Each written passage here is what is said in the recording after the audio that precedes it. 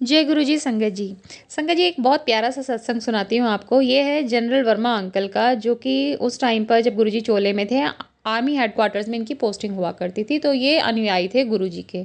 अब क्योंकि ये आते थे गुरु जी के दर्शन के लिए, तो उनकी वाइफ को भी गुरु जी के पास आना पड़ता था। और वो बहुत ही ज़्यादा स्ट्रेट फॉरवर्ड थी। उन्होंने गुरु जी से बोल भी दिया कि गुरु जी, मैं तो पुट्ठा पार्थी साईं बाबा को मानती हूँ, मैं आपको नहीं मानती हूँ। तो उनकी वाइफ बोलती हैं गुरुजी से कि मैं तो जा रही हूँ बेंगलोर अगले महीने, तो आप ना, आपकी तो बहुत चलती है, आपके पास तो बड़े बड़े लोग आते हैं, पॉलिटिशियंस आते हैं, तो आप ना एक पर्ची बना दो ताकि मेरी जो दर्शन है ना पुत्था पार्थी साईं बाबा पे, उसमें ज़्यादा टाइम ना लगे।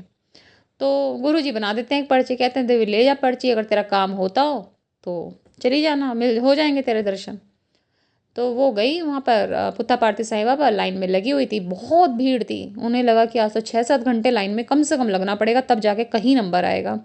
फिर वो कहती है इतनी लंबी तो मैं कर नहीं पाऊंगी, खड़े नहीं हो पाऊंगी लाइन में। तो साथ वो देखती हैं कि साइड में से ना एक सेवादार जा रहा था। वो रोकती हैं, कहती है ना पर्ची है ये ना अंदर पकड़ा देना। तो वो कहते हैं कि ऐसी पर्चियाँ लेके तो ना जाने सुबह से शाम तक कितने लोग यहाँ पर आते हैं, अगर पर्चियों से भगवान मिलने होते ना तो लाइन की ज़रूरत नहीं होती। तो फिर भी आंटी उनसे रिक्वेस्ट करती, ठीक है भाई, आप पर्ची रख लो, आपका मन हो तो दे देना, अंदर जाके चक्कर लगे तो देख लेना, अगर बाबा को बुलाना होगा तो मुझे बुला लेंगे। अब क्या हुआ, 20-25 मिनट ही हार्डली गुजरे होंगे, वो आदमी ढूंढता हुआ आंटी को आ रहा है भाग भाग के। आंटी कहाँ है, आंटी कहाँ है। आंटी मिलती हैं, कहते चलो चलो चलो, साईं बाबा बुला रहे हैं आपको। तो आंटी अंदर जाती हैं, साईं बाबा बोलते हैं कि आंटी किसका दर छोड़ कर आई हो। जिसको छोड़ कर आई हो हमारे पिताजी हैं, उनसे मांग कर ही हम आपको देते हैं। तो आंटी तो बड़ा अचंभे में, अब दर्शन तो कर लिया आंटी ने। जब वो वापस आई और गुरुजी के दर्शन को गई तो कहते हैं गुरुजी सारी बात समझ में आ गई, उन्होंने आपको पिताजी क्यों कहा। गुरुजी हंसने लगे, कहते अच्छा ऐसा कहा उन्होंने, कि चल तू अपना दिमाग मत लगा। क्योंकि गुरुजी ना कभी भी नहीं चाहते थे कि हमें उनकी रियलिटी पता चले, हम उन्हें भगवान कंसीडर करें। वो हम लोगों के बीच में आम इंसान बनकर ही रहना पसंद करते थे, बहुत सिंप्लिसिटी के साथ। दूसरा संगत जी, गुरुजी कभी नहीं चाहते थे कि आप लोग अपनी पारिवारिक जिम्मेदारियां छोड़कर उनके दर्शन के लिए आएँ। इसी वजह से वो ऐसे टाइम पर संगत किया करते थे उस टाइम पर, कि सब अपने काम निपटा कर वहाँ पहुँचें। दुकान है किसी की, दुकान बढ़ाकर पहुँचे, बच्चों की तरफ जो भी रिस्पॉन्सिबिलिटीज़ आपकी हैं वो ख़त्म करके ही गुरुजी के दर्शन के लिए जाएँ।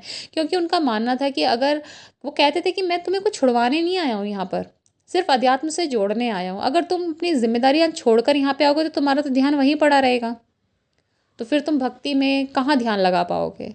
ऐसे ही रीज़न था कि वो सबसे पहले संगत को ना हेल्थ ब्लेस करते थे, कि अगर वो दर्द में बैठा है, उसको कष्ट हो रहा है, तो उसका तो ध्यान उस कष्ट के और दर्द के ऊपर ही रहेगा, भक्ति में तो रहेगा ही नहीं। तो इसलिए संगत जी, आप भगवान का सिमरन जो है, गुरु जी का जो सिमरन है, वो ज़रूरी नहीं है कि आप 1 घंटा 2 घंटा डेली निकालेंगे तो ही गुरु जी की ब्लेसिंग्स मिलेंगी, ऐसा बिल्कुल भी नहीं है। आप अपनी पारिवारिक जिम्मेदारियाँ जो भी हैं वो पूरी करते रहिए, चाहे आप 5 मिनट निकालिए दिन में उनके स्वरूप के सामने, या फिर चलते फिरते उनका सिमरन करते रहिए। गुरु जी आपके साथ हैं और आपको उनके होने का एहसास हमेशा रहेगा।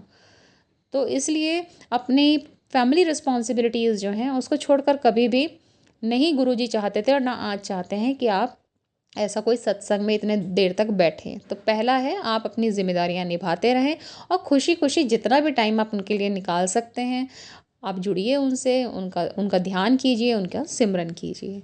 जय गुरु जी, शुक्राना गुरु जी।